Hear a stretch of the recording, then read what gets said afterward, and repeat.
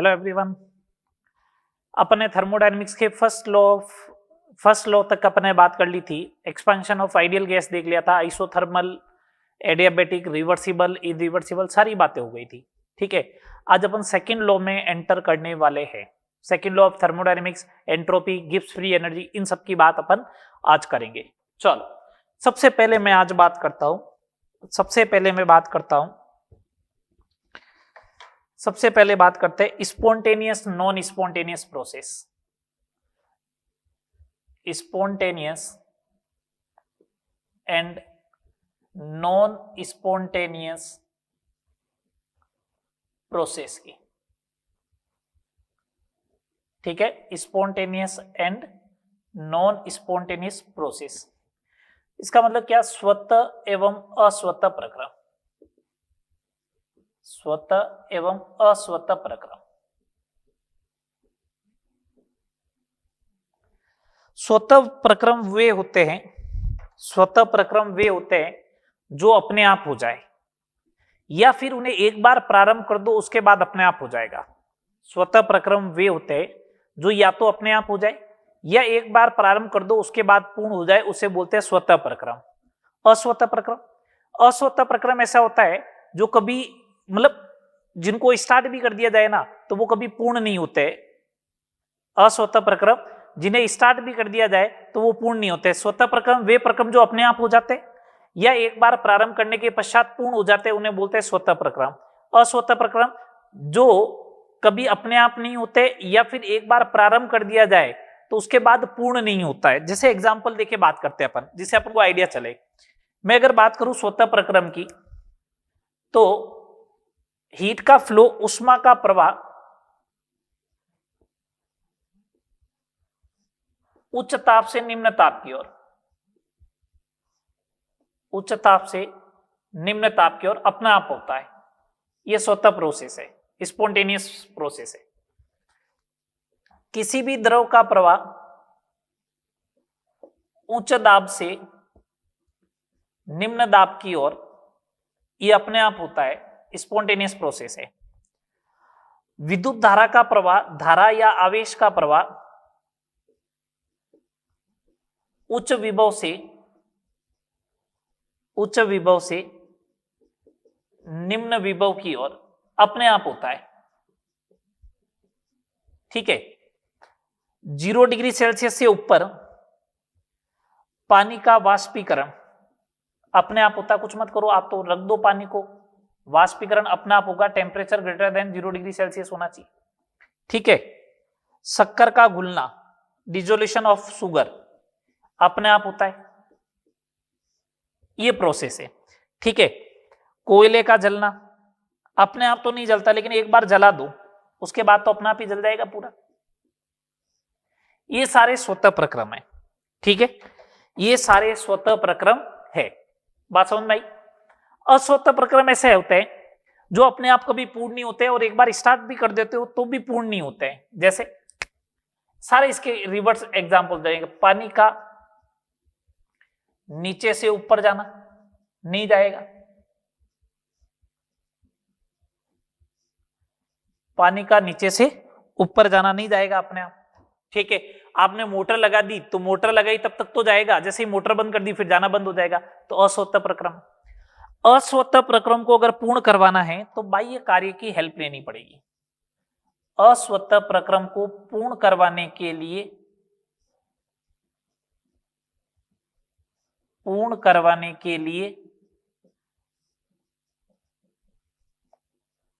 अस्वतः प्रक्रम को पूर्ण करवाने के लिए बाह्य कार्य की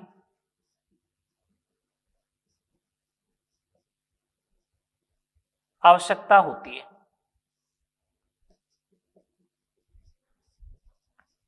अस्वतः प्रक्रम को पूर्ण करवाने के लिए बाह्य कार्य की आवश्यकता होती है। अगर अस्वतः प्रक्रम को पूर्ण करवाना है तो आपको बाह्य कार्य with the help of external work done, external work done की हेल्प से ही वो पूरा होगा, अदरवाइज पूरा भी नहीं होगा। ठीक है, एक तो ये जितने भी स्वतः प्रक्रम होते हैं वो प्रकृति में अनुत्क्रमणीय होते हैं। सभी स्वतः प्रक्रम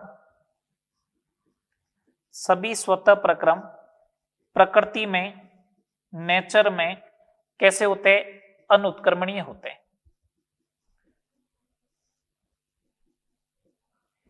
ये कुछ बात थी स्पॉन्टेनियस नॉन स्पॉन्टेनियस प्रोसेस की, जो इंपोर्टेंट पॉइंट थे मैंने आपको समझाए हैं।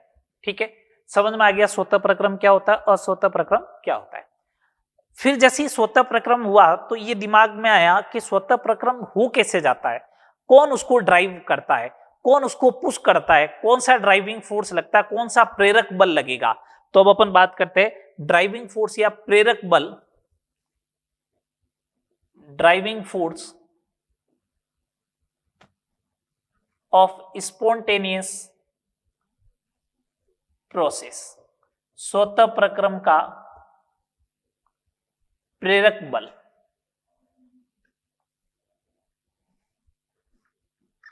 स्वतः प्रक्रम का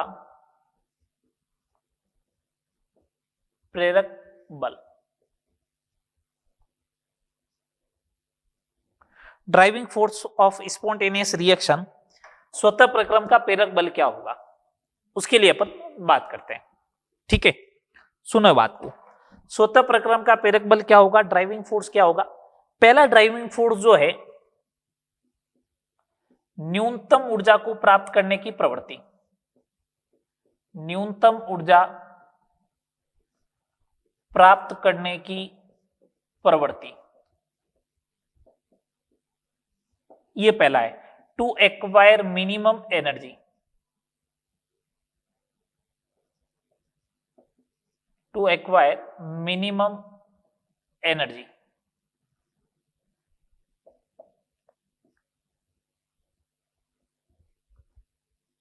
टू एक्वायर मिनिमम एनर्जी, न्यूनतम ऊर्जा प्राप्त करने की प्रवृत्ति।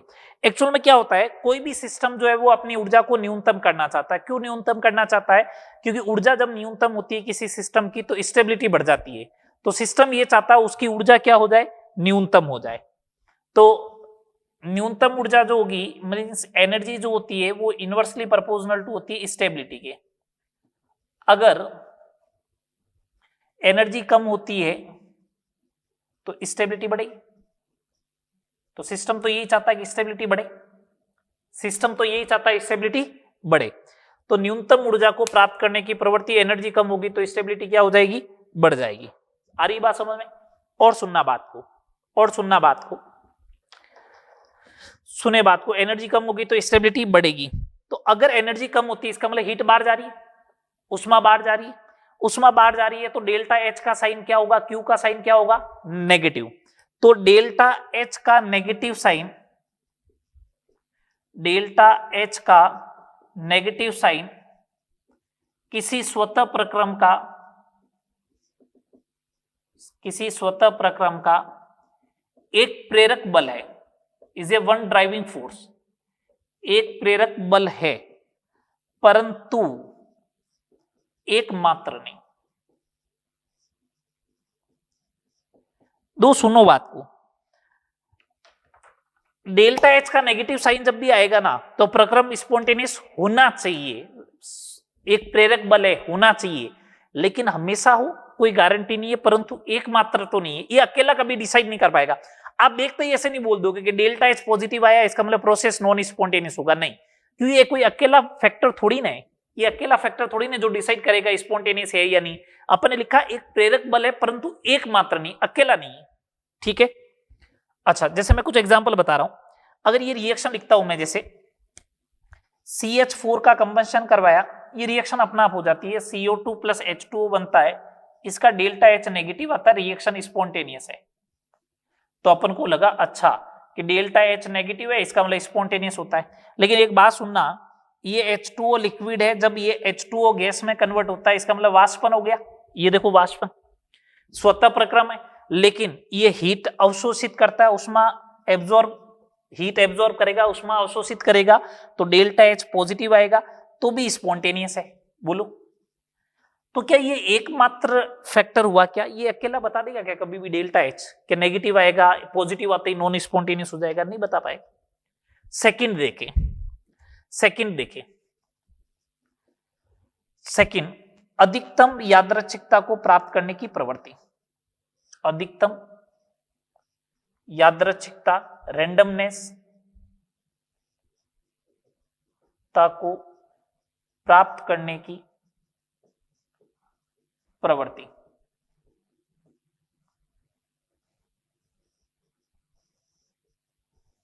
To acquire maximum randomness.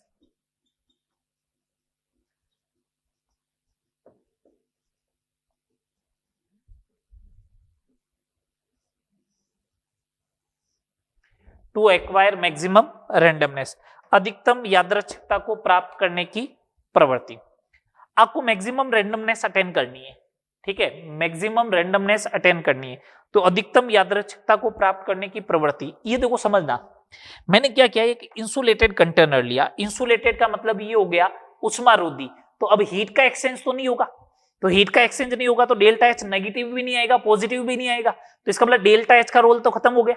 बोलो, डेल्टा एच का रोल तो खत्म कर दिया ना मैंने। तो मैंने उष्मारोधी पात्र लिया इस टाइप से, और बीच में एक ये पार्टीशन लगा दिया, इधर हीलियम गैस है, इधर नियोन गैस है। ये इंसुलेटेड कंटेनर है, इंसुलेटेड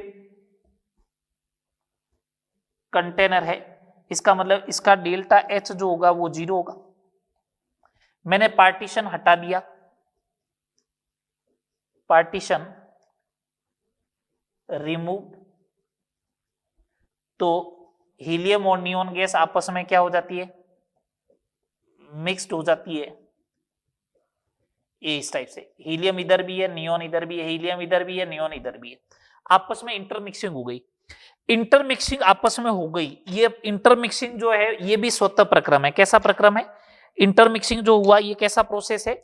ये भी स्वतः प्रक्रम है। इंटरमिक्सिंग भी कैसा प्रोसेस हुआ है? स्वतः प्रक्रम है।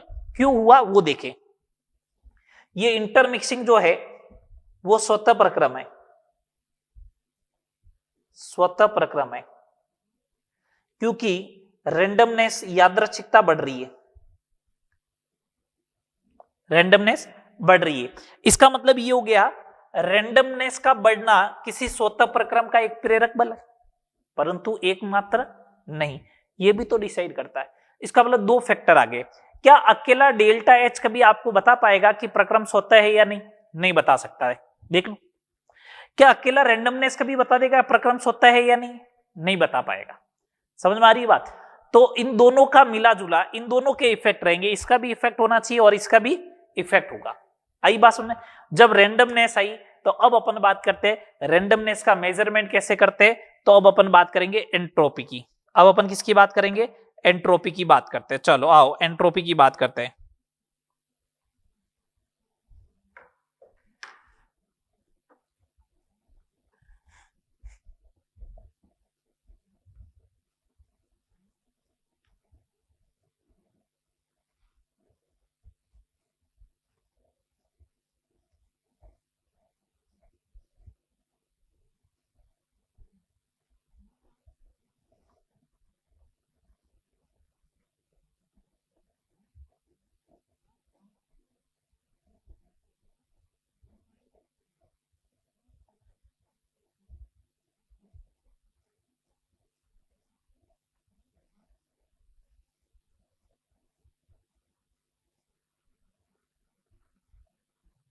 अब अपन बात करते हैं एंट्रोपी के बारे में।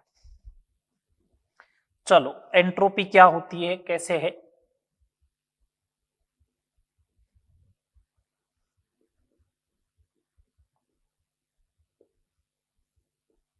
एंट्रोपी, एंट्रोपी जो है वो यादृच्छिकता के परिमाण को, यादृच्छिकता के माप को, मेजरमेंट ऑफ रैंडमनेस, उसी को अपन क्या बोलते हैं? एंट्रोपी।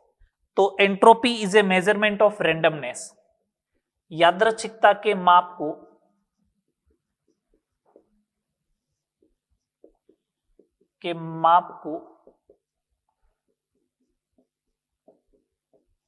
एंट्रोपी कहते हैं।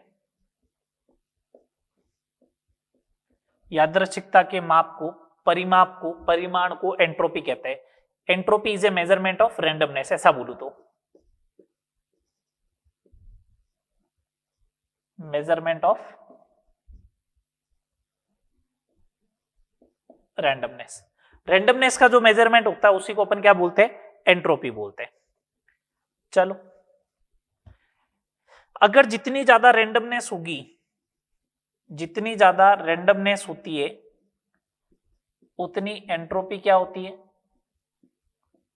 ज्यादा होती है। जितनी ज्यादा रैंडमनेस होगी उतनी एंट्रोपी क्या होगी, ज्यादा होगी। ठीक है, बात समझ में आ रही है। नेक्स्ट अगर अपन बोले, नेक्स्ट देखे एंट्रोपी कैसा फंक्शन है, इसके बारे में अपन बात कर लेते हैं। एंट्रोपी कैसा फंक्शन है उसके बारे में बात कर लेते हैं। एंट्रोपी जो है वो कैसा फंक्शन है, स्टेट फंक्शन है, स्टेट फंक्शन है, एक्सटेंसिव प्रॉपर्टी है, ये लो एक्सटेंसिव प्रॉपर्टी है, स्टेट फंक्शन है। अगर किसी रिएक्शन के लिए बात करूं, for a reaction delta S जो होगा R2P रिएक्शन है, तो entropy of product minus entropy of reactant होगा। फाइनल माइनस इनिशियल होता है हमेशा, वैसे भी अपन को ये चीज बहुत अच्छे से मालूम है। ठीक है, अब अपन बात करते हैं फैक्टर अफेक्टिंग एंट्रोपी। अब अपन बात करते हैं फैक्टर अफेक्टिंग एंट्रोपी। कौन कौन से फैक्टर जो है वो एंट्रोपी को अफेक्ट करते हैं। एंट्रोपी को प्रभावित करने वाले कारक, पहला physical state of, physical state. देखो अपन को मालूम है कि सॉलिड लिक्विड गैस में रेंडमनेस होती है, फिर सॉलिड में पार्टिकल फिक्स होते हैं, तो ऑर्डर ऑफ एंट्रोपी जो आएगी वो ये आनी चाहिए, गैस की सबसे ज्यादा, उसके बाद लिक्विड और उसके बाद सॉलिड, सॉलिड की सबसे कम आएगी, पहली बात। ठीक है, दूसरे नंबर बात करते हैं अमाउंट की। अमाउंट के ऊपर बिल्कुल डिपेंड करेगी, अमाउंट ज्यादा होगा, मात्रा, अगर अमाउंट बढ़ेगा तो एंट्रोपी भी बढ़ेगी, अमाउंट बढ़ेगा तो एंट्रोपी भी बढ़ेगी, क्यों, एंट्रोपी एक्सटेंसिव प्रॉपर्टी है। थर्ड नंबर वॉल्यूम, अगर वॉल्यूम बढ़ता है तो भी एंट्रोपी बढ़ती है। उसका रीजन, वॉल्यूम बढ़ता है तो रेंडमनेस ज्यादा होती है, वॉल्यूम बढ़ता है तो रेंडमनेस ज्यादा होती है। अगर एक वॉल्यूम कम रखे तो रेंडमनेस कम होने के चांसेस है। एक छोटे से बॉक्स में अगर आपने कर दिए तो उनकी पोजीशन फिक्स होने लग जाएगी। अगर एक बड़े रूम के अंदर जाओगे तो एंट्रोपी बढ़ेगी, तो वॉल्यूम बढ़ने पर एंट्रोपी बढ़ती है। लास्ट फैक्टर टेम्परेचर, टेम्परेचर बढ़ाते हो तो गैस मॉलिक्यूल की काइनेटिक एनर्जी बढ़ती है, वेलोसिटी बढ़ती है, जितनी ज्यादा वेलोसिटी होगी उतनी ज्यादा रेंडमनेस होगी। गैस वाले केस देख लो, ये जनरल ऑर्डर रहेंगे, ये फैक्टर है अफेक्ट करने वाले। ठीक है, अब अपन बात करते हैं, मैं एक कुछ एग्जांपल ले रहा हूं, उसमें आपको ये बताना है कि एंट्रोपी इंक्रीज होगी या डिक्रीज होगी। जैसे क्वेश्चन दिया, sign of delta S in the following process, in the following process, निम्न प्रक्रम में डेल्टा एस का साइन क्या होगा, आपको ये बताना है। जैसे पहला दिया मैंने आपको, N2 gas plus 3H2 gas convert हो गया 2 टाइम्स अमोनिया गैस। सेकंड दिया, H2O लिक्विड कन्वर्ट हुआ H2O गैस में, ये लो। थर्ड नंबर बात है, I2 सॉलिड कन्वर्ट हुआ I2 गैस में। Fourth number, H2 gas convert हुआ 2H गैस में, ये लो। पांचवा नंबर, शक्कर का क्रिस्टलीकरण,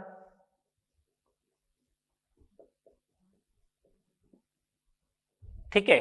6 नंबर पॉइंट, N2 गैस है, इसको N2 गैस में ही कन्वर्ट किया, इधर प्रेशर 8 atm था, इधर प्रेशर 1 atm है, ये लो। रबड़ को खींचना, स्ट्रेचिंग ऑफ रबर। अंडे को उबालना, बॉइलिंग ऑफ एग, ठीक है। ये मैंने कुछ आपको साइन दिए है डेल्टा एस के, आपको डेल्टा एस के कुछ साइन बताना है इन कन्वर्जन्स में, ठीक है। N2 प्लस 3H2 कन्वर्ट हो रहा है टू अमोनिया में, सब साइड में गैस है, इधर गैस के 4 मोल है, इधर गैस के 2 मोल है, मोल कम हुआ, अमाउंट कम हुआ, एंट्रोपी कम, तो डेल्टा एस नेगेटिव आएगा पहले वाला। H2O लिक्विड H2O गैस में कन्वर्ट हो रहा है, गैस बन रही है, एंट्रोपी बढ़ेगी, पॉजिटिव। सॉलिड से गैस, गैस बन रही है, पॉजिटिव। H2 गैस से 2H गैस, दोनों साइड गैस है, लेकिन उधर 2 मोल है, इधर 1 मोल है, एंट्रोपी बढ़ेगी। ये शक्कर का क्रिस्टलीकरण, शक्कर का जब क्रिस्टलीकरण करूंगा तो लिक्विड से सॉलिड में आएगा, तो एंट्रोपी नेगेटिव। N2 से N2 है, दोनों साइड गैस है, मोल भी बराबर है, लेकिन देखो इधर प्रेशर 8 atm है, इधर प्रेशर 1 atm है, इसका मतलब इधर वॉल्यूम ज्यादा है, इधर वॉल्यूम ज्यादा है, तो एंट्रोपी पॉजिटिव आएगी। स्ट्रेचिंग ऑफ रबड़, जब रबड़ को मैं स्ट्रेच करता हूं, खींचता हूं, तो मॉलिक्यूल जो होते हैं रबड़ के वो एक लाइन में आ जाते हैं, अरेंज हो जाते हैं, और जब अरेंजमेंट होता है तब तो एंट्रोपी कम होती है, कम होती है, इसका मतलब नेगेटिव आएगी। एग को बॉईल करते हैं तो किसी को लगता है कि लिक्विड सॉलिड में कन्वर्ट हो जाता है, ऐसा नहीं होता है। एग को जब बॉईल करते हैं तो उस समय जितने भी हाइड्रोजन बॉन्ड और ये वॉन्डरवॉल बॉन्ड होते हैं एग के अंदर, प्रोटीन के अंदर, वो सारे ब्रेक हो जाते हैं, बॉन्ड ब्रेक होंगे, बॉन्ड ब्रेक होता है तो नए एटम बनते हैं, तो एटम तो हमेशा नंबर में ज्यादा होगा। ये देखो बॉन्ड ब्रेक हुआ, बॉन्ड ब्रेक होता तो एंट्रोपी हमेशा क्या होती है, पॉजिटिव, ये लो पॉजिटिव। रख लोगे ध्यान इस टाइप से एंट्रोपी वाले केस का। तो एंट्रोपी का साइन अगर आपको डिसाइड करने का बोले, डेल्टा एस का साइन कैसा होगा, तो हो जाएगा डेल्टा एस का साइन। चले आगे, ये डेल्टा एस के साइन की बात हो गई, ठीक है, ये डेल्टा एस के साइन की बात हो गई।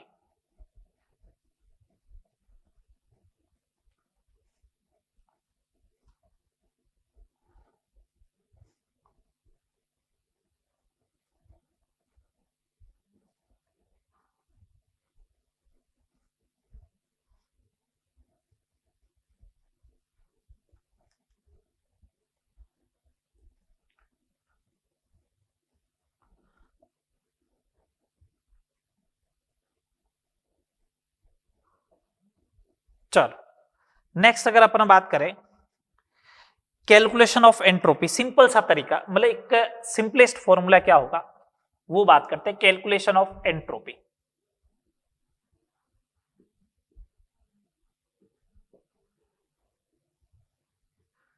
कैलकुलेशन ऑफ एंट्रोपी, एंट्रोपी की गणना, तो एंट्रोपी की गणना जब की जाएगी तो डेल्टा एस बराबर क्यू रिवर्सिबल, या ऐसा लिख दो ds change in entropy is equal to del of the Q reversible upon T. तो यहां से डेल्टा एस बराबर क्यू रिवर्सिबल अपॉन टी आ जाएगा। इसका मतलब आपको रिवर्सिबल प्रोसेस में हीट कितनी आई है वो बताना है, रिवर्सिबल प्रोसेस में हीट कितनी चेंज हुई है वो आपको कैलकुलेट करना है। तो मेरा अल्टीमेटली जब भी कोई न्यूमेरिकल आएगा तो मैं क्यू कैलकुलेट कर लूंगा, क्यू बाई टी करते डेल्टा एस आ जाएगा, ठीक है। ये कैलकुलेशन ऑफ एंट्रोपी। यूनिट की बात करते हैं, यूनिट की बात करते हैं, जूल पर केल्विन पर मोल,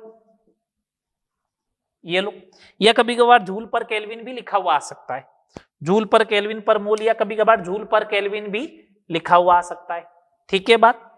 चले आगे, चलो अब अपन बात करते हैं सेकंड लॉ ऑफ थर्मोडायनेमिक्स क्या है। Slot, second law of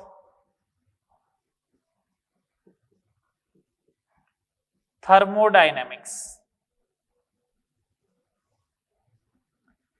second law of thermodynamics. Second law of thermodynamics क्या है, कोई मैथमेटिकल फॉर्म नहीं है इसका, ओनली फॉर ये वाला ही मैथमेटिकल फॉर्म में मानते हैं इसको। सेकंड लॉ ऑफ थर्मोडायनेमिक्स क्या कहता है, किसी स्वतः प्रक्रम में ब्रह्मांड की एंट्रोपी लगातार बढ़ रही है, किसी स्वतः प्रक्रम में ब्रह्मांड की एंट्रोपी जो है वो लगातार बढ़ रही है, यही है, ठीक है। लिखो, किसी स्वतः प्रक्रम में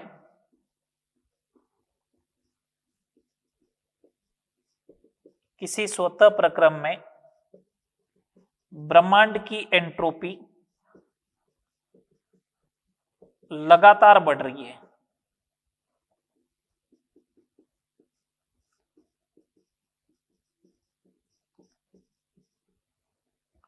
लगातार बढ़ रही है, तथा साम्य पर नियत हो जाती है, ब्रह्मांड का मतलब हो गया टोटल, तो ऐसा मैं बोल दूं कि delta S total greater than 0 होगा, इसका मतलब स्पॉन्टेनियस है, इसका मतलब तो यही हुआ।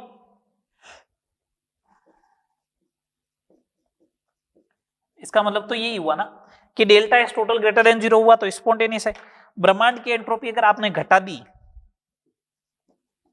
लेस देन 0 कर दिया, तो इसका मतलब प्रोसेस उल्टा हो जाएगा, नॉन स्पॉन्टेनियस। और अपन ने बोला इक्विलिब्रियम पर एंट्रोपी कांस्टेंट होती है, तो डेल्टा एस क्या होगा, 0। कहां पे, इक्विलिब्रियम पे। लेकिन एक्चुअल में दिक्कत क्या है मैं बता रहा हूं, दिक्कत क्या है अपने लिए। अपने लिए दिक्कत ये है कि टोटल एंट्रोपी कैलकुलेट करना कोई आसान काम भी नहीं है भैया। टोटल एंट्रोपी कैलकुलेट करना आसान काम भी नहीं है। सिस्टम की एंट्रोपी कैलकुलेट कर सकते हो, टोटल कहां से करेंगे। तो अपन को ये तो मालूम चल गया, अपन कह रहे थे ना स्वतः प्रक्रम एक ही चीज में बताओ, एंट्रोपी बता तो देगी स्वतः प्रक्रम है या नहीं, लेकिन कौन सी एंट्रोपी, टोटल। टोटल मतलब ब्रह्मांड की एंट्रोपी। अब ब्रह्मांड की एंट्रोपी कैलकुलेट करना कोई आसान काम भी नहीं है, ठीक है ना। तो इसलिए अपन जो है वो अभी तक एंट्रोपी से आगे बढ़ना पड़ेगा अपन को। तो किसी स्वतः प्रक्रम में ब्रह्मांड की एंट्रोपी लगातार बढ़ रही है तथा साम्य पर क्या हो जाती है, नियत हो जाती है। तो स्पॉन्टेनियस प्रोसेस के लिए delta S total greater than 0 आएगा, लेस देन 0 है तो नॉन स्पॉन्टेनियस है, और delta S total equal to 0 है, इसका मतलब इक्विलिब्रियम है। ठीक है बात, चलो आगे बोलो। चलो अब अपन बात करते हैं कैलकुलेशन ऑफ एंट्रोपी। एक जनरलाइज फॉर्मूला लेके आता हूं पहले, फिर अपन system surrounding reversible irreversible process की भी बात करेंगे। दो इतना आता नहीं, मैं एक बात बता देता हूं आपको, तो ठीक है। सबसे पहले एक काम करते हैं ना, कैलकुलेशन ऑफ एंट्रोपी की बात करते हैं। Calculation of entropy,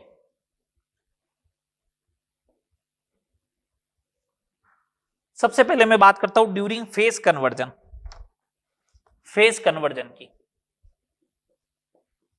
during phase conversion, अवस्था परिवर्तन की।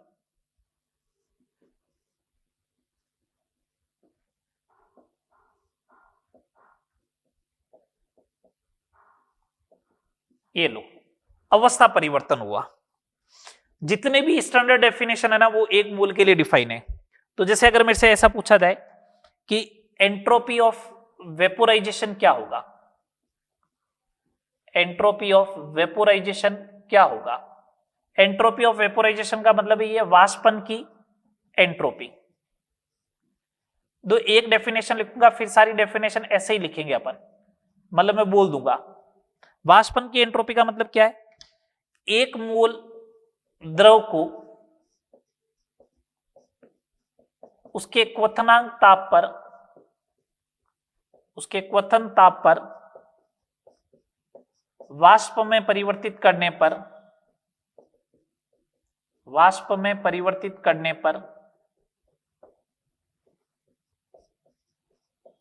हुआ एंट्रोपी परिवर्तन, हुआ एंट्रोपी परिवर्तन वाष्पन की एंट्रोपी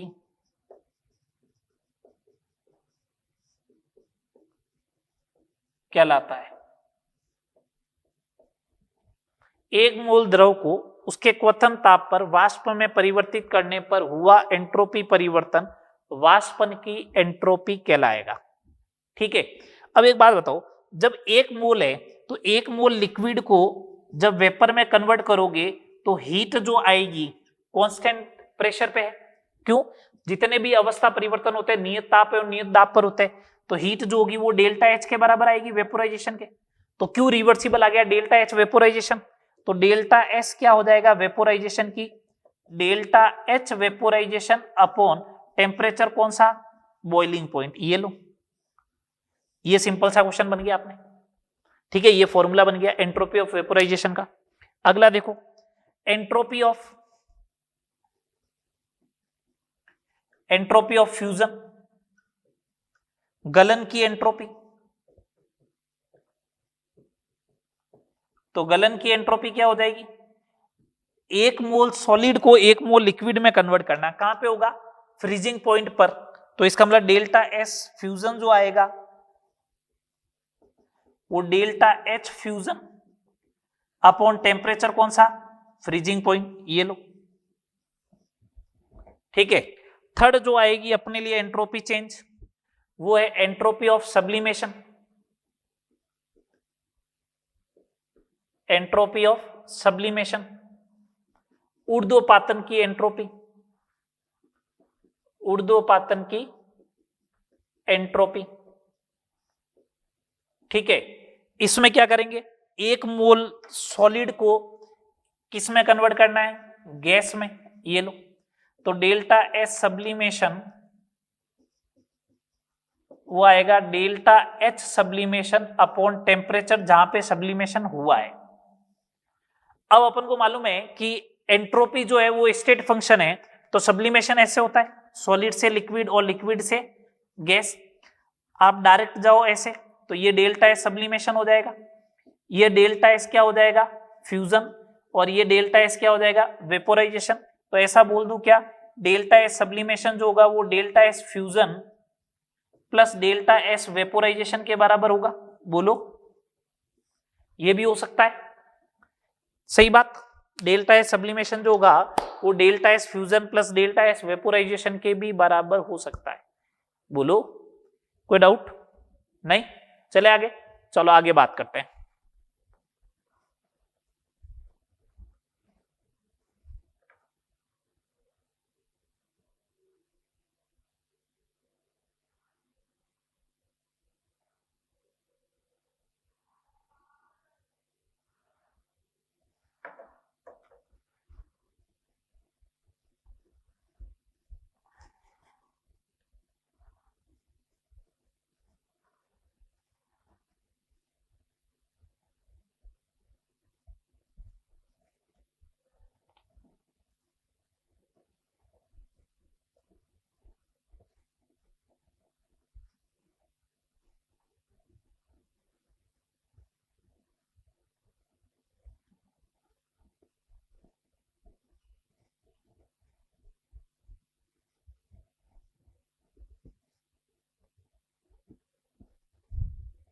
चलो, calculation of entropy for system and surrounding, calculation of entropy, calculation of entropy for system and surrounding.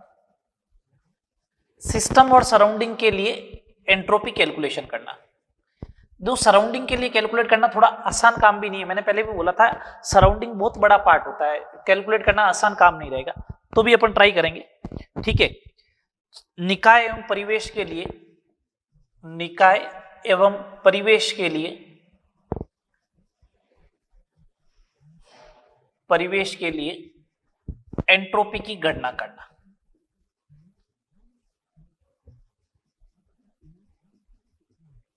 ठीक है, चलो आओ बात करते हैं इसके ऊपर। ठीक है, आपको एक फॉर्मूला लिखा रखा है एंट्रोपी कैलकुलेशन का। क्या फॉर्मूला लिखा रखा है, डीएस जो होता है चेंज इन एंट्रोपी, डीएस वो del Q reversible upon temperature T होगा। बोलो, यही होता है, D S is equal to del Q of the reversible divide by temperature. First law of thermodynamics अगर अपन लगाते हैं तो अपन को यह मालूम होता है, डीई जो होता है वो del of the W plus del of the Q होता है। तो डेल ऑफ द क्यू जो होगा वो D E minus del of the W हो जाना चाहिए। रिवर्सिबल प्रोसेस के लिए बात करूं तो ये हो जाएगा एनसीवी डीटी, ये हो जाएगा माइनस का P gas D V, minus minus हो जाएगा प्लस, रिवर्सिबल में एक्सटर्नल प्रेशर गैस के प्रेशर के बराबर होता है, तो पी डीवी। ये वाली वैल्यू यहां पे ले जाके पुट कर दो आप डेल क्यू को, ये वाली वैल्यू यहां पे ले जाके अपन पुट कर देते हैं, कर दिया जाए पुट। अगर इस वैल्यू को यहां पे अगर अपन पुट करेंगे तो देखो क्या बनने वाला है, ds is equal to N C V dt plus P D V divide by T. तो ds इज इक्वल टू बन जाएगा N C V dt by T plus p को मैंने लिख दिया nRT बाई v, ये dv और t पढ़ा ही था, t से t कैंसिल हो जाएगा, तो ds बराबर NCV dt by T plus nr by v dv, ये बन जाएगा। इसका कर दीजिएगा आप इंटीग्रेशन, इसका क्या कर दे, इंटीग्रेशन कर दे। ये लो, इस पूरे का इंटीग्रेशन कर दिया, इस पूरे का इंटीग्रेशन किया तो ये बन जाएगा डेल्टा एस।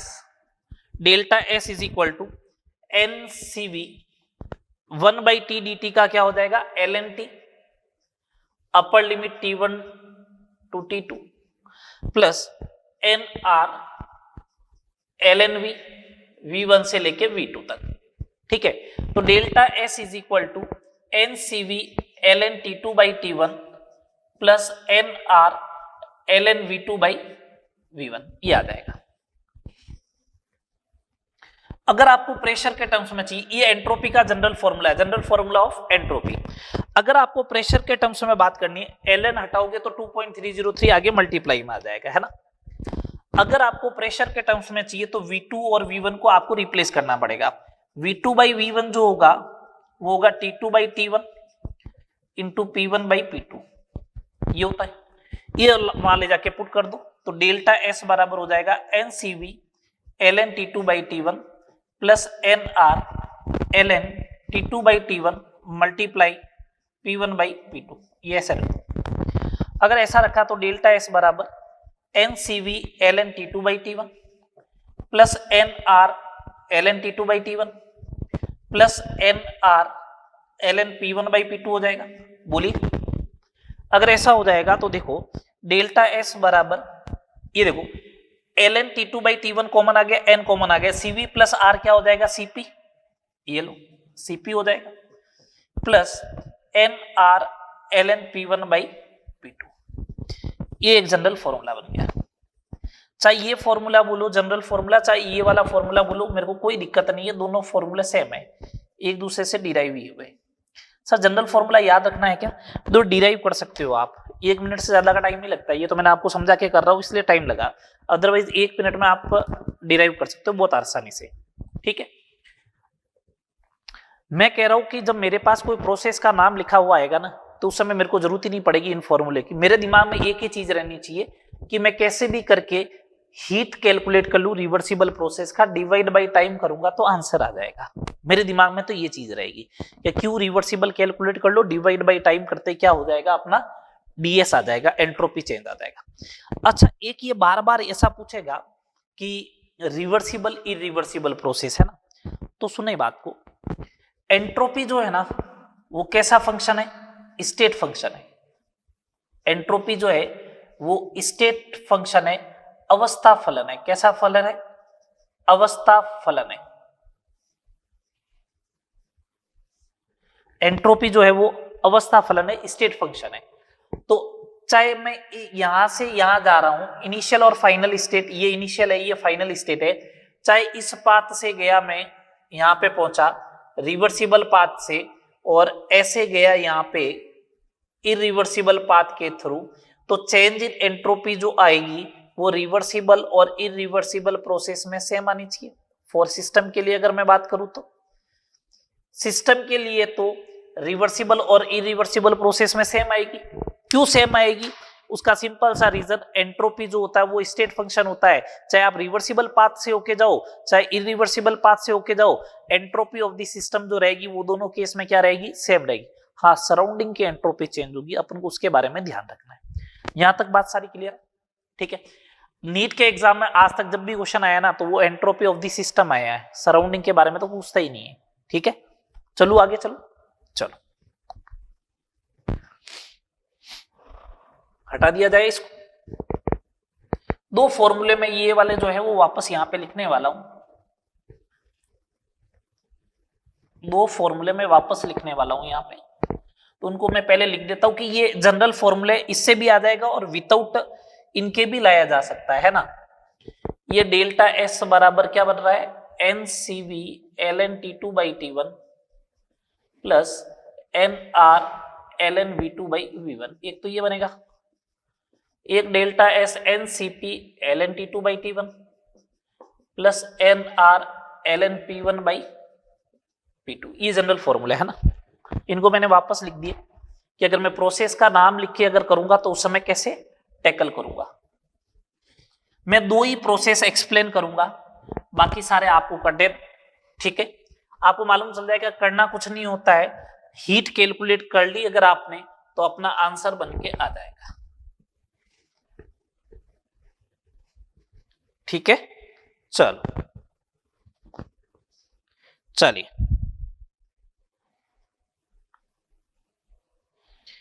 अपन बात करते हैं आइसोथर्मल प्रोसेस की। किसके लिए बात करते हैं सबसे पहले? आइसोथर्मल प्रोसेस, समतापीय प्रक्रम।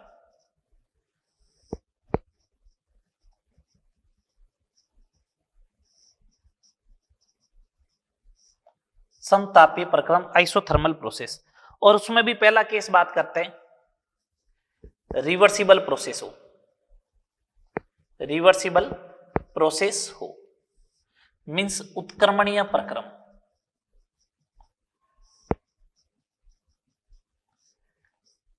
सुनना बात को, यहां पे जब इतनी बात हुई है तो मैं आइसोथर्मल के बारे में एक बार पूरा डिटेल में बता देता हूं, जो पूरी अभी तक थर्मोडायनेमिक्स में जहां जहां बात चली है।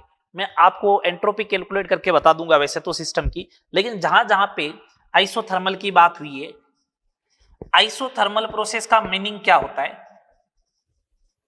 आइसोथर्मल प्रोसेस का मीनिंग ये होता है कि टेम्परेचर कांस्टेंट हो, पहला पॉइंट, टेम्परेचर कांस्टेंट हो, सेकंड नंबर पॉइंट, dt भी जीरो हो एंड डेल्टा टी भी जीरो, ये लो। Third number point, delta E zero होगा, डेल्टा एच जीरो होगा। फोर्थ नंबर पॉइंट, क्यू जो होगा वो माइनस के डब्ल्यू के बराबर होगा, सही बात। पांचवा नंबर पॉइंट, अपन ने डब्ल्यू रिवर्सिबल कैलकुलेट किया था आइसोथर्मल प्रोसेस के लिए, माइनस का 2.303 रहने दो, N R T L N V two by V one, तो क्यू रिवर्सिबल जो होगा वो माइनस का डब्ल्यू होगा, तो N R T L N V two by V one. मैंने तो डायरेक्टली ये बोल दिया क्यू ये आएगा। अगर क्यू ये आएगा भैया, अगर क्यू ये आने वाला है तो उस कंडीशन में डेल्टा एस सिस्टम की अगर मैं बात करूं तो Q reversible N R T L N V two by V one divide by temperature T, T से टी कैंसिल हो गया, डेल्टा एस सिस्टम जो होगा वो आ जाएगा N R L N V two by V one. ये delta S system आ गया। ये तो मैंने देखो यहीं से कैलकुलेट किया, मैंने कहा ना क्यू रिवर्सिबल कैलकुलेट कर लो तो यहीं से आएगा। अब कोई कह रहा है कि नहीं इस फॉर्मूले से ही करेंगे, तो मैंने कहा आइसोथर्मल है तो T1 T2 बराबर होगा, तो ln1 0 ln1 0, या तो nr ln v2 by v1 आएगा या फिर nr ln p1 by p2 आएगा। सिंपल सी बात ये हो जाएगी, समझ में आ रही है बात। अब अपन बात करते हैं डेल्टा एस सराउंडिंग की। किसकी बात करते हैं? डेल्टा एस सराउंडिंग की। तो मैंने कहा डेल्टा एस सराउंडिंग जो होगा वो Q surrounding upon temperature T होना चाहिए। अच्छा, Q surrounding minus Q system के बराबर होगा। अगर जैसे सपोज करो मैं ये बोल रहा हूं कि एक सिस्टम ने 50 जूल हीट एब्जॉर्ब की है, तो सिस्टम जब 50 जूल हीट एब्जॉर्ब करता है तो उसको प्लस आता है, तो सराउंडिंग को 50 जूल हीट का लॉस हुआ होगा ना, तो उसके लिए तो माइनस आएगा ना। तो क्यू सराउंडिंग जो होगा वो क्यू सिस्टम के बराबर होगा, लेकिन साइन में कैसा होगा? अपोजिट होगा बस। तो ठीक है, डेल्टा एस सराउंडिंग जो आना चाहिए वो क्या आएगा? माइनस का क्यू सिस्टम, ये रहा क्यू सिस्टम, तो माइनस का N R T L N V two by V one upon temperature T, T से टी कैंसिल हो जाएगा। डेल्टा एस सराउंडिंग की अगर बात करोगे तो माइनस का N R L N V two by V one आ जाएगा। ये डेल्टा एस सराउंडिंग आ गया। मैं बात करूं डेल्टा एस टोटल की, मैं बात करूं डेल्टा एस टोटल की, तो डेल्टा एस टोटल जो होगा वो delta S system plus delta S surrounding होना चाहिए, ये जीरो आ जाएगा, आइसो एंट्रोपिक प्रोसेस हो जाएगा। डेल्टा एस टोटल क्या हो गया? जीरो हो गया। ठीक है, डेल्टा एस टोटल जीरो आएगा। अब अपन बात करेंगे इरिवर्सिबल प्रोसेस में। किस में बात करेंगे? इरिवर्सिबल प्रोसेस के लिए बात करेंगे। ठीक है, चलो करते हैं इरिवर्सिबल प्रोसेस के लिए। Second part B, irreversible process.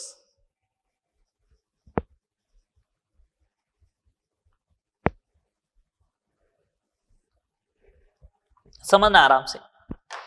अगर इरिवर्सिबल प्रोसेस है तो डेल्टा एस सिस्टम तो वो की वो रहेगी, कोई चेंज होगी नहीं। क्या रहेगी delta S system? Delta S system जो रहेगा वो या तो रहेगा N R L N V two by V one, या फिर मैं ऐसा भी बोल सकता हूं डेल्टा एस सिस्टम जो रहेगा वो रहेगा मेरे लिए क्यू रिवर्सिबल की जगह मैं लिख दूं माइनस का W reversible upon temperature T, minus का W reversible upon temperature T. सही बात है, ये लिख सकता हूं ना, क्यू रिवर्सिबल की जगह माइनस का W reversible upon temperature T. अच्छा, delta S surrounding, delta S surrounding जो आएगा वो माइनस का W irreversible upon temperature T होगा। बोलो, W irreversible upon temperature T हो जाएगा। यहां तक बात समझ में आ रही है आपको? बोलिए। अब अगर मैं क्या करता हूं, इन दोनों को डेल्टा एस टोटल चाहिए मेरे को, ये कैलकुलेट कर लेना। इरिवर्सिबल में वर्क डन तो कैलकुलेट करना सिखाया तुम लोगों को।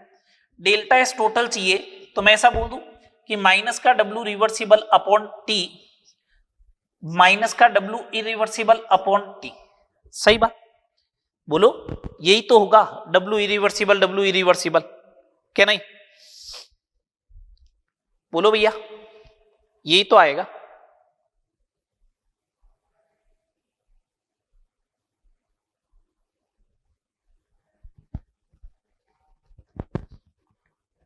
बोलो, अगर ये आता है एक बार आराम से देख लेना कि कोई गलती नहीं हुई हो।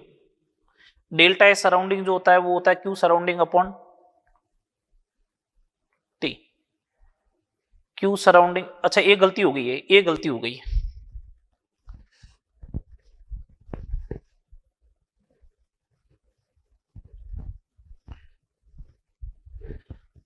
माइनस की Q system upon T, Q system जो होगा वो माइनस का डब्ल्यू इरिवर्सिबल अपॉन टी हो जाएगा। ठीक है, अब सही है। डेल्टा एस टोटल जो होगा वो क्या होना चाहिए, delta S system plus delta S surrounding. Delta S system कितना है, माइनस का W reversible upon temperature T plus W irreversible upon temperature T, 1 upon temperature T ले लो common, W irreversible minus W reversible. अब देखो, आपको एक work done करवाया था, उस समय लिखाया था कि डब्ल्यू रिवर्सिबल जो होता है वो माइनस का 50 होता है, तो डब्ल्यू इरिवर्सिबल माइनस का 20 होता है। एक्सपांशन के अंदर अगर अपन बात करें तो डब्ल्यू रिवर्सिबल जो होता है वो हमेशा ज्यादा होता है। डब्ल्यू रिवर्सिबल हमेशा क्या होता है, ज्यादा होता है। ये आपको लिखवा रखा है, डब्ल्यू रिवर्सिबल अगर माइनस का 50 होता है तो डब्ल्यू इरिवर्सिबल, एक्सपांशन की बात कर रहा हूं, माइनस का 20 होगा। तो ये वाला जो आएगा डेल्टा एस टोटल, ये वाला टर्म्स जो बनेगा वो पॉजिटिव बनेगा या नहीं बनेगा, बताओ? ये वाली टर्म्स पॉजिटिव बनेगी या नहीं बनेगी, ये बताओ? उसका रीजन ये है कि डब्ल्यू रिवर्सिबल का जो मैग्नीट्यूड होता है वो डब्ल्यू इरिवर्सिबल से ज्यादा होता है फॉर एक्सपांशन के लिए, अगर अपन बात करें तो। यही तो बात है। तो ये मैग्नीट्यूड पॉजिटिव होगा तो डेल्टा एस टोटल जो आएगी वो ग्रेटर देन 0 आएगी या नहीं आएगी, बोलो? अगर delta S total greater than 0 आ गया, इसका मतलब प्रोसेस स्पॉन्टेनियस हुआ या नहीं हुआ, प्रोसेस स्पॉन्टेनियस हुआ या नहीं हुआ, हुआ ना? बस यही तो बात है, ये ऐसे कैलकुलेट करते हैं। बात आ गई समझ में? बोलो। अब अपन बात करेंगे एडियाबेटिक प्रोसेस की। अब अपन बात करेंगे एडियाबेटिक प्रोसेस की, रिवर्सिबल इरिवर्सिबल दोनों के लिए। एडियाबेटिक प्रोसेस,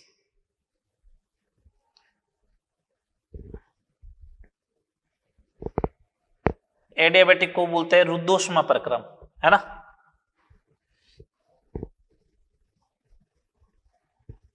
लो आओ करते हैं बात।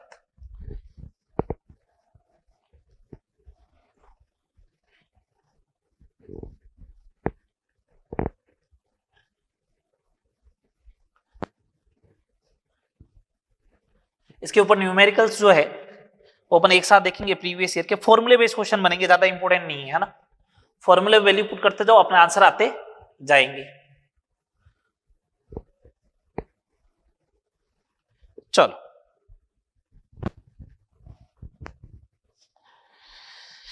एडियाबेटिक प्रोसेस के लिए बात करते हैं, रुद्धोष्म प्रक्रम के लिए बात करते हैं।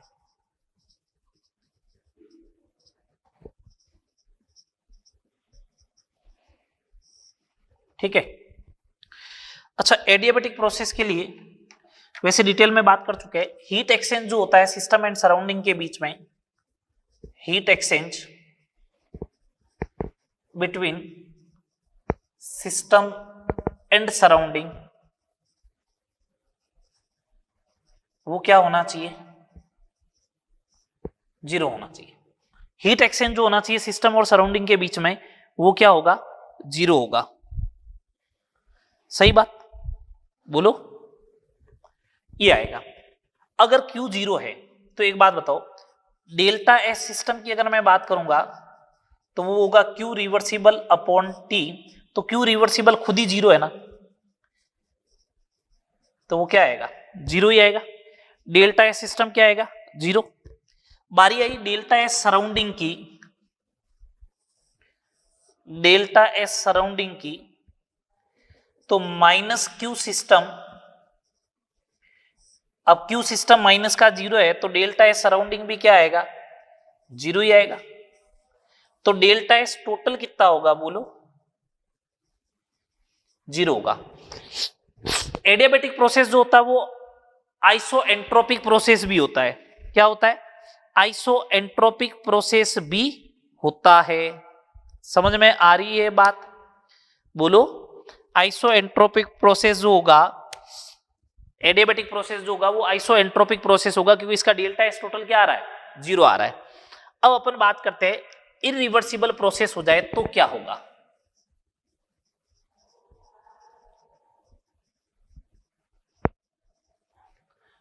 तो मैं तो एक ही चीज बोलूंगा कि डेल्टा एस सिस्टम जो है वो इस बार देखो क्या आने वाली है, वो इस बार ग्रेटर देन जीरो आएगी। अब आप सोच रहे हो कि सर आना तो सेम चाहिए था, सेम नहीं आएगा। डेल्टा एस सिस्टम अगर आप कैलकुलेट करोगे तो उसमें एक लोचा है। डेल्टा एस सिस्टम जब आप कैलकुलेट करोगे, N C V L N T two by T one plus N R L N V two by V one, ये है। ये जो है वो ग्रेटर देन जीरो आएगा। उसका रीजन जो है, इसका जो रीजन है वो इरिवर्सिबल में जो टेम्परेचर है, फाइनल टेम्परेचर, इरिवर्सिबल में जो फाइनल टेम्परेचर जो आता है वो रिवर्सिबल प्रोसेस से जो है वो क्या आता है? ज्यादा आता है, इसलिए ऐसा हुआ है। इरिवर्सिबल में फाइनल टेम्परेचर जो है वो रिवर्सिबल से ज्यादा आता है, इसलिए ऐसा हुआ है। डेल्टा एस सराउंडिंग जीरो आएगा, तो ओवरऑल डेल्टा एस टोटल जो आएगा वो ग्रेटर देन क्या होना चाहिए? जीरो होगा। डेल्टा एस टोटल जो आएगा ओवरऑल वो ग्रेटर देन क्या होना चाहिए? जीरो होगा। ठीक है, ये इरिवर्सिबल प्रोसेस है, ये रिवर्सिबल प्रोसेस है। अब अगर आपसे कभी ऐसा पूछ ले कि आइसोबारिक प्रोसेस है, समदाबीय प्रक्रम है, मैं बस सिस्टम के लिए कैलकुलेट करके बता रहा हूं इस बार, तो फॉर्मूला यूज करने की जरूरत नहीं है समदाबीय प्रक्रम में आपको।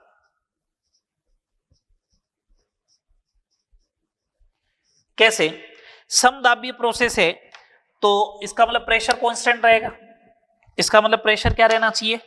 कांस्टेंट रहेगा। अगर P कांस्टेंट है, प्रेशर कांस्टेंट है, तो हीट एट कांस्टेंट प्रेशर जो होता है वो डेल्टा H के बराबर होता है, और डेल्टा H होता है NCP dt के बराबर होता है DH। तो DS बराबर हो जाएगा NCP dt बाई T।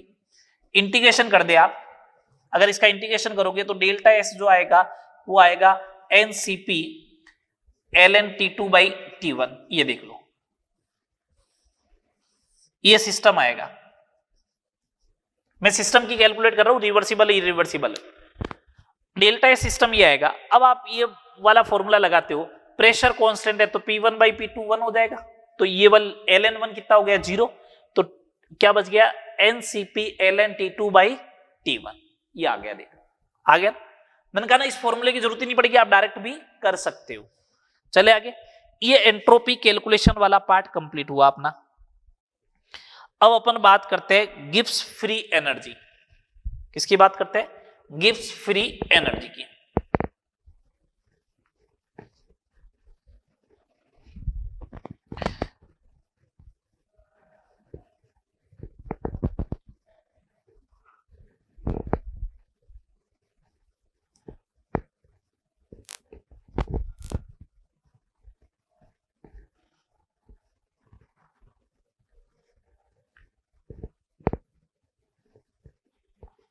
बात करें गिब्स फ्री एनर्जी की। चलो,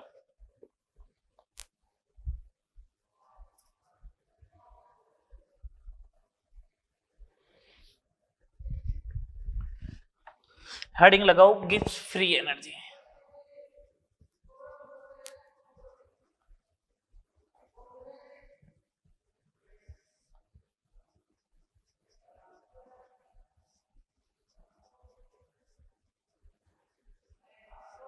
गिब्स मुक्त ऊर्जा जी से रिप्रेजेंट करते, कैपिटल जी से।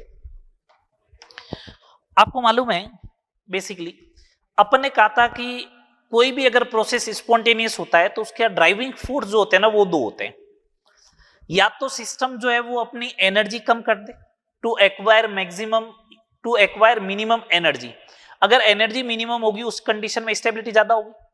या फिर सेकेंड कंडीशन ये है टू एक्वायर मैक्सिमम रेंडमनेस, अधिकतम यादृच्छिकता को प्राप्त कर ले, मतलब एंट्रोपी बढ़ा ले। ये दो ही तरीके हैं। तो मैंने वहां पे ये बोला था कि कोई भी अकेला फंक्शन जो होता है ना, जैसे डेल्टा एच का नेगेटिव साइन जो है वो स्पॉन्टेनियस प्रोसेस का ड्राइविंग फोर्स है, बट नॉट ओनली वन, केवल एक मात्रा नहीं है। इसी टाइप से डेल्टा एस का पॉजिटिव साइन जो होता है वो ड्राइविंग फोर्स का एक फैक्टर होता है, बट अकेला नहीं। इसका मतलब वो दोनों अकेले जो है वो कभी ये बता ही नहीं पाते। डेल्टा एच नेगेटिव है तो कोई गारंटी नहीं कि प्रोसेस स्पॉन्टेनियस होगा, डेल्टा एस पॉजिटिव है तो कोई गारंटी नहीं है कि प्रोसेस स्पॉन्टेनियस होगा। तो फिर अपन ने किसको डिफाइन किया? गिब्स फ्री एनर्जी जी को। किसको डिफाइन किया? गिब्स फ्री एनर्जी जी को। क्या होती गिब्स मुक्त ऊर्जा? गिब्स मुक्त ऊर्जा एक उष्मागतिक अवस्था फलन है। गिब्स मुक्त ऊर्जा एक उष्मागतिक अवस्था फलन है, एक उष्मागतिक अवस्था फलन है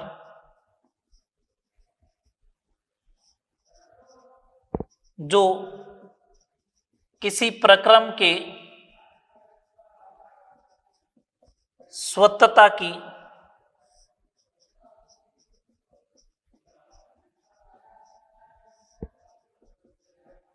जानकारी देता है।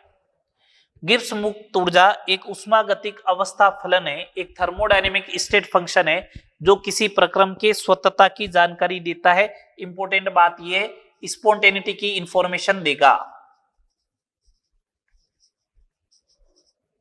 कोई प्रोसेस स्पॉन्टेनियस है या नहीं है उसकी इंफॉर्मेशन देता है। सेकंड नंबर पॉइंट, कैसा फंक्शन है? स्टेट फंक्शन है या पाथ फंक्शन है? स्टेट फंक्शन है। कैसी प्रॉपर्टी है? कैसी प्रॉपर्टी है? एक्सटेंसिव या इंटेंसिव? एक्सटेंसिव प्रॉपर्टी है, मात्रात्मक गुणधर्म है। ये लो सब ठीक है। थर्ड नंबर पॉइंट देखना, जी जो होता है वो ये होता है एच माइनस टी एस। तो डी जी जो बात करोगे वो होगा D H minus T D S minus S D T, ये होना चाहिए। एट कांस्टेंट टेम्परेचर बात करते हो, एट कांस्टेंट टेम्परेचर बात करते हो तो डेल्टा जी बराबर delta H minus T delta S.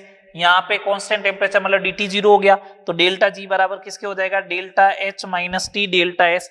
इसे अपन गिब्स हेल्महोल्ट्ज इक्वेशन भी कहते हैं, ये याद रखना इंपॉर्टेंट है। ठीक है, डेल्टा जी बराबर delta H minus T delta S होता है। ये एक रिलेशन आ गया, डेल्टा जी बराबर delta H minus T delta S. अब अपन बात करते हैं कोई भी अगर स्वतः प्रक्रम हो, ठीक है, वो गिब्स मुक्त ऊर्जा के पदों में कैसे आएगी? गिब्स मुक्त ऊर्जा के पदों में कैसे आएगी? Spontaneity in terms of spontaneity in terms of gives free energy।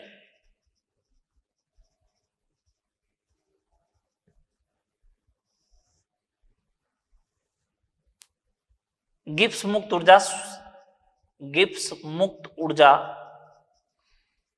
स्वतंत्रता के पदों में, या ऐसा बोलो स्वतंत्रता गिब्स मुक्त ऊर्जा के पद में। स्वतंत्रता, स्वतंत्रता का मतलब स्पॉन्टेनिटी, गिब्स मुक्त ऊर्जा के पदों में।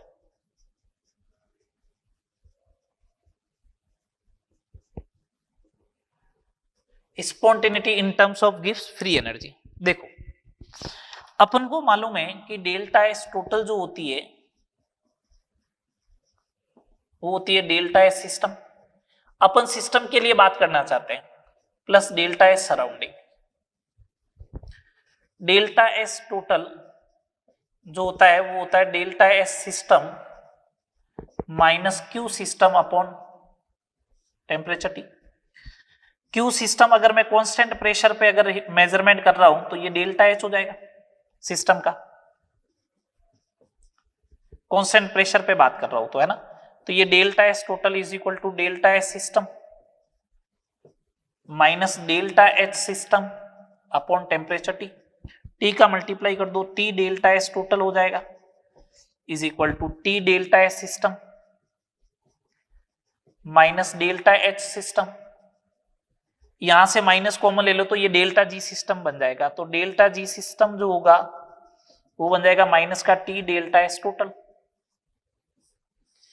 ये रिलेशन ध्यान रखें। हुआ क्या, अब सिस्टम की डेल्टा जी आ गई। अपन ये चाहते हैं सिस्टम के टर्म्स में अपन को मालूम चले कि स्वतंत्रता कब आएगी। अपन ने सेकंड लॉ में बोला था कि स्वतः प्रक्रम में ब्रह्मांड की एंट्रोपी कंटिन्यू बढ़ रही है, इसका मतलब delta S total greater than zero आता है, तो उस कंडीशन में जो है वो प्रोसेस स्पॉन्टेनियस होगा। लेकिन वो ब्रह्मांड की कैलकुलेट कौन करेगा, तो मैंने कहा case first for spontaneous process, spontaneous process delta S total जो होता है वो क्या होता है, ग्रेटर देन जीरो होता है। अगर delta S total greater than zero होगा तो ये पॉजिटिव है, टेम्परेचर पॉजिटिव होता है, तो डेल्टा जी सिस्टम क्या बन जाएगा, नेगेटिव। सिस्टम के लिए कैलकुलेट करना आसान काम है, ये लो। केस सेकंड मैंने कहा अगर नॉन स्पॉन्टेनियस प्रोसेस है, फॉर नॉन स्पॉन्टेनियस प्रोसेस अस्वतः प्रक्रम,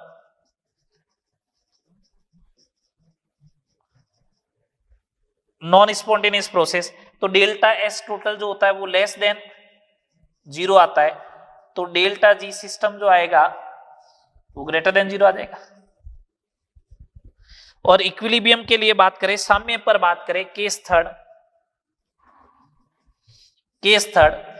एट इक्विलिब्रियम साम्य के लिए, तो साम्य के लिए अपन को मालूम है कि डेल्टा एस टोटल जो होता है वो अगर जीरो होता है तो डेल्टा जी सिस्टम भी क्या होगा, जीरो ही होगा।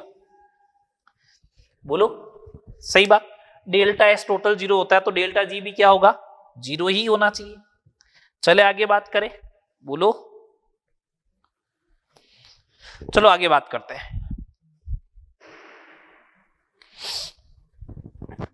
ये तो बात हो गई spontaneity in terms of gives free energy. दो अपने पास रिलेशन ये है कि डेल्टा जी जो होता है वो delta H minus T delta S system के लिए है, तीनों, है ना। तो मैंने कहा देखो मेरे पास चार केस बन सकते हैं, मेरे को ये पता करना है कब अभिक्रिया स्वतः होगी या नहीं होगी। तो मैंने कहा केस फर्स्ट, डेल्टा जी जब नेगेटिव होगा तब अभिक्रिया स्वतः हो जाएगी, ये तो बात मालूम चल गई। डेल्टा एच नेगेटिव हो और डेल्टा एस पॉजिटिव हो, ये कंडीशन है। तो मैंने कहा सुनना बात को, दोनों फैक्टर ड्राइविंग फोर्स अपने फेवर के, डेल्टा एच नेगेटिव होना चाहिए, डेल्टा एस पॉजिटिव होना चाहिए, दोनों फैक्टर अपने फेवर के। इसका मतलब अभिक्रिया स्वतः होगी 100%। अभिक्रिया क्या होगी, स्वतः होगी 100%। चाहो तो चेक कर लो, ये नेगेटिव ये positive, positive into negative negative बनेगा, तो डेल्टा जी क्या बनेगा, ऑलवेज नेगेटिव। टेम्परेचर का कोई रोल ही नहीं। इसका मतलब reaction is spontaneous at all temperature, reaction is spontaneous at all temperature, reaction सभी तापमान पर स्वतः है। ठीक है, केस सेकंड की बात करते हैं। डेल्टा एच पॉजिटिव बना दो और डेल्टा एस नेगेटिव बना दो, दोनों अपोजिट फैक्टर आ गए, दोनों अपोजिट फैक्टर आ गए, दोनों अपोजिट फैक्टर आया तो दोनों स्पॉन्टेनियस प्रोसेस के ड्राइविंग फोर्स के अपोजिट है, तो ये रिएक्शन कभी भी स्वतः नहीं होगी। चाहो तो चेक कर लो, ये positive negative into negative positive, तो डेल्टा जी पॉजिटिव आएगा ऑलवेज। तो इसका मतलब reaction is spontaneous, sorry non spontaneous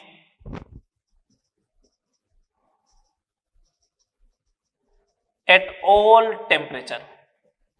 reaction जो है वो सभी तापमान पर क्या है, अस्वतः है। Case third,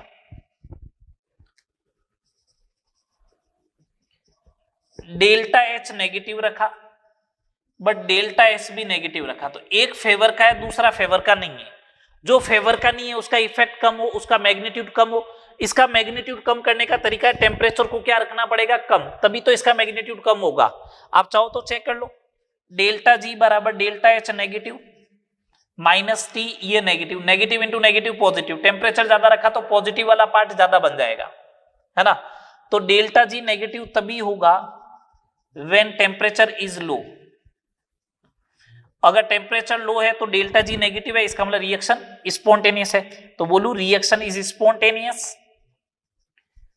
reaction is spontaneous at low temperature, सही। Case number 4, case number 4, case number 4 है कि डेल्टा एच पॉजिटिव रख दो आप और डेल्टा एस जो है वो नेगेटिव रख दो, सॉरी डेल्टा एस भी पॉजिटिव रख दो, दोनों पॉजिटिव ले लो। अब अगर दोनों पॉजिटिव होगा तो एंट्रोपी वाला फैक्टर अपने फेवर का है, तो इसका मैग्नीट्यूड ज्यादा होना चाहिए, तो टेम्परेचर ज्यादा रखो, ठीक है।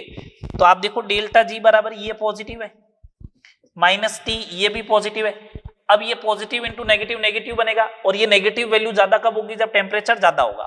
तो delta G negative when temperature is high. तो सिंपल सी बात ये हो जाएगी कि reaction is spontaneous at high temperature, reaction is spontaneous at high temperature.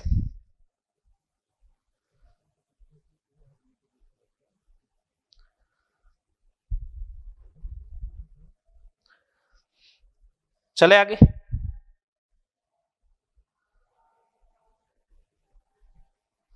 चले आगे, चलो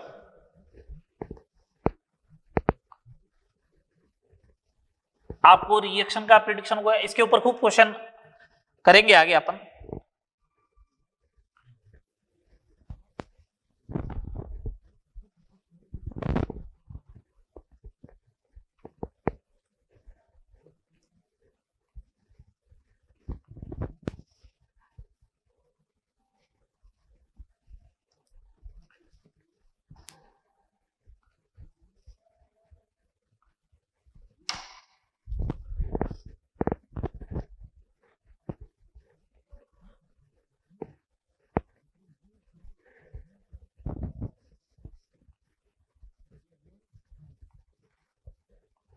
चले नेक्स्ट देखें,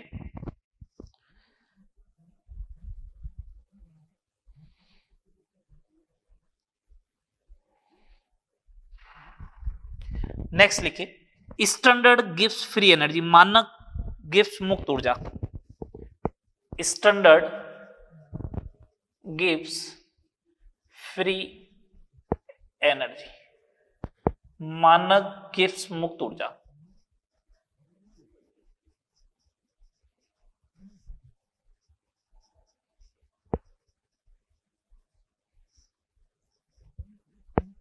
मानक गिव्स मुक्त ऊर्जा, स्टैंडर्ड गिव्स फ्री एनर्जी, ठीक है। स्टैंडर्ड गिव्स फ्री एनर्जी क्या होता है, स्टैंडर्ड वर्ड के बारे में अपन पहले ही बात कर चुके हैं। 25 डिग्री सेल्सियस एंड 1 ATM दाब पर गिब्स ऊर्जा को, गिब्स मुक्त ऊर्जा को मानक गिब्स मुक्त ऊर्जा कहते हैं।